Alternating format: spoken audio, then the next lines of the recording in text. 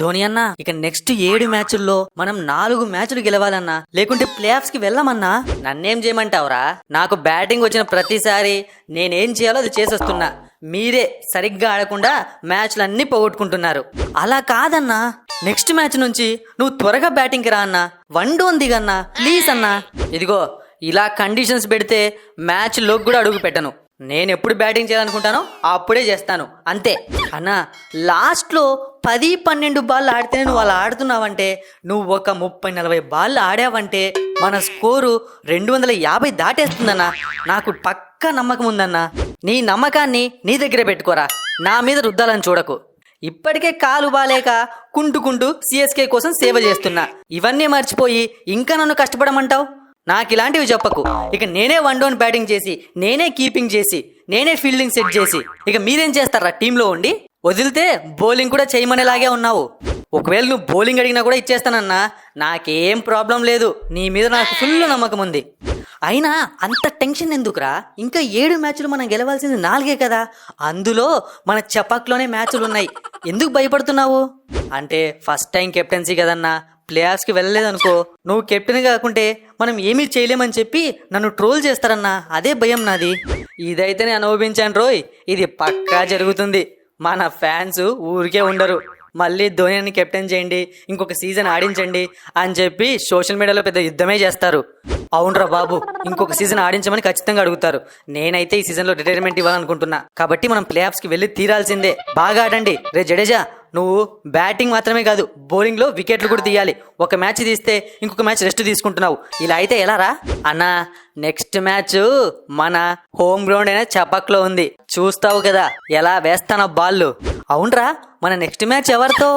ఇంకెవరితో అన్నా? మళ్ళీ మాతోనే. ఇంకొకసారి ఓడిపోవడానికి రెడీగా ఉండండి. మొన్నే కదరా మీతో ఆడాను, మళ్ళీ మీ మొహాలే చూడాలా? వేరే వాళ్ళతో పెట్టచ్చు కదా. వీళ్ళేంటి ఇలా ప్లాన్ చేస్తున్నారు? ఏంటి ధోని అన్న, భయంగా ఉందా? రే, నాకు భయంగా ఉందో లేకుంటే నేను బ్యాటింగ్కు వస్తే మీ బౌలర్లు భయపడ్డారో ఒక్కసారి అడిగి కనుక్కోరా. ఎక్కడో 150 దగ్గర ఆగిపోల్సిన స్కోరు నేను కొట్టిన కొట్టుడికి దాదాపు 180 టచ్ అయిపోయింది. మా వాళ్ళు వన్డౌన్ దిగమంటున్నారు. చూసుకోమల్లా దిగాను అనుకో. అంత లేదన్నా, మిమ్మల్ని ఒక మ్యాచ్ ఓడించాము అంటే మా ప్లేయర్స్ లో కాన్ఫిడెన్స్ పెరిగిపోయింది. ఇక చపక్లో కూడా జెండా పాతేస్తాం, చూస్తూ ఉండు. కేఎల్ రాహుల్ అన్న, లాస్ట్ టైం కూడా ఇలానే జరిగింది. మీ గ్రౌండ్ లో వచ్చి మీరు బ్యాటింగ్ చేసి ఏం కొట్టలేదు స్కోరు. గెలుద్దామంటే వర్షం మిమ్మల్ని కాపాడింది. మళ్ళీ మా గ్రౌండ్కి వస్తే మేమే గెలిచాము. సో ఈసారి కూడా అదే జరుగుతుంది. మీ గ్రౌండ్ లో ఏదో పొరపాటుగా గెలిచేశారు. చపాక్లో గెలుపు మాదే. 10 పాయింట్లు వేసేసుకుంటాం ఖాతాలో. అంత లేదులే రుతురాజ్ గైక్వాడ్. వరుసగా మ్యాచ్లు ఓడిపోయి ఎలారా బాబు అనుకున్న టైంలో మాకు మంచి విజయాన్ని ఇచ్చారు. 8 పాయింట్లు అయ్యాయి. ఇక మీ మీద గెలిచి 10 పాయింట్లు చేసుకొని మేమే టోర్నమెంట్లో ముందుకు వెళ్ళిపోతాం. చూస్తూ ఉండు. అయినా నీతో కాదులే గొడవ పడాల్సింది. ఆ రచిన్ రవీంద్ర ఎక్కడున్నాడు? స్టార్టింగ్ 2 మ్యాచ్లు తప్ప ఆ తర్వాత ఒక్క మ్యాచ్ ఆడలేదు. అరే రుతురాజ్ గైక్వాడ్, నేను ఆడదామని వెళ్తున్నా, కానీ బౌలర్లు నన్ను అవుట్ చేసేస్తున్నారు. నాకు అర్థమే కావట్లేదు ఏం చేయాలో. ఒరే, ఏం మాట్లాడుతున్నావురా?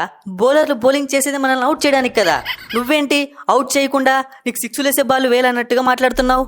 అలా కాదు ఋతు, మరి ఫస్ట్ బాల్కే అవుట్ చేయడం ఏంటి? కొంచెం ఛాన్స్ ఇవ్వాలి కదా. కొత్తగా ఐపీఎల్ ఆడుతున్నా, సిఎస్కేకి ఆడుతున్నా, ఆ మాత్రం భయం లేదా వాళ్ళకు? ఒరే, భయపడాల్సింది వాళ్ళురా నీ బ్యాటింగ్ చూసి. నెక్స్ట్ మ్యాచ్ లో నువ్వు దుమ్ము లేపాలి.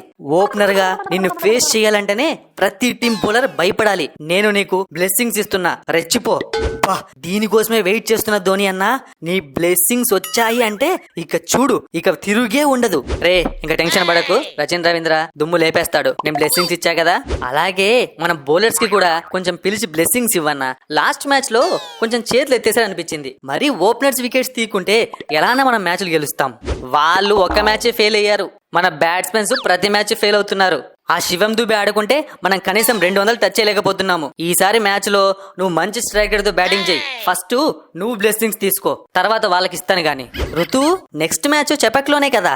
ఒక 4 యార్కర్లు రెడీ చేసుకున్నా. ఇంతవరకు ఎవరు అలాంటి యార్కర్లు వేయలేదు. నేనేస్తా. ఆ 4 బాల్ వికెట్లే. చూసుకో, నీకెవరి వికెట్లు కావాలో చెప్తే వాళ్ళకే ఆ బౌలింగ్ వేస్తా. వికెట్లు తీ చాలు. వీళ్ళ వికెట్లు వాళ్ళ వికెట్లు అవసరం లేదు. వికెట్లు తీస్తే చాలు. కేఎల్ రాహుల్ సేన కుప్ప కూలిపోతుంది. వాళ్ళ టీంలో ఆడేది కేఎల్ రాహుల్ అన్న, నికోలస్ పురాన్ మాత్రమే. ఇంకెవరు ఆడరు. ఏంటి ఋతు, నేను ఆడలేదా? ఎలా ఆడానో చూసావా యాంకర్ ఇన్నింగ్స్? అన్నా, నువ్వు మా లిస్ట్లో లేవన్నా. నువ్వు మాకు టార్గెట్ కాదు. నువ్వు పక్కకి వెళ్ళిపో. నువ్వు వన్డే బ్యాటింగ్ చేసుకుంటాలే. నువ్వు ఉన్న పెద్ద ప్రాబ్లం ఏం లేదు మాకు. ఓర్ది అమ్మా, ఏంట్రా అంత మాట అనేసావు? సీనియర్ ప్లేయర్నిరా నేను. ఓవర్సీస్లో హైయెస్ట్ స్కోర్ నాకే ఉందిరా. అయినా ఈ సీజన్లో నువ్వు పెద్ద గేమ్ పర్ఫామ్ చేయడం లేదులే అన్న. ఏదో అలా అలా పర్ఫామ్ చేస్తున్నావు లైట్గా. కాబట్టి మా టీం వల్ల నీ మీద ఫోకస్ పెట్టట్లేదు. మా ఫోకస్ మొత్తం కేఎల్ రాహుల్ పైన, నికోలస్ పురాన్ పైన మాత్రమే. అది ఆ మాత్రం భయం ఉండాలి ఈ పురాన్ అంటే. ఆ భయాన్ని చూపించింది ఎవరు? నేను. మేము ఫోకస్ పెడతామని చెప్పాం, నీకు భయపడతామని చెప్పలేదు. నిన్న నువ్వు కొంచెం ముందుగా బ్యాటింగ్ వచ్చుంటే నీ పని కేల్ కతం, దుకాన్ బంద్. ఏదో లాస్ట్లో వచ్చావు మ్యాచ్ గెలిచే టైంకి, అందుకే ఆడావు అంతే. అవునా, సరే. నెక్స్ట్ మ్యాచ్లో తొందరగా బ్యాటింగ్కి వస్తా, అప్పుడు చూసుకుంటా నీతో. అలా ఎలా వస్తావు?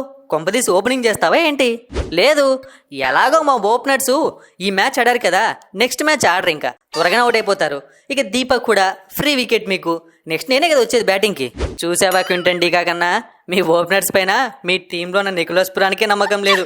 ఇక మేమెందుకు నమ్ముతాం చెప్పు నిన్ను?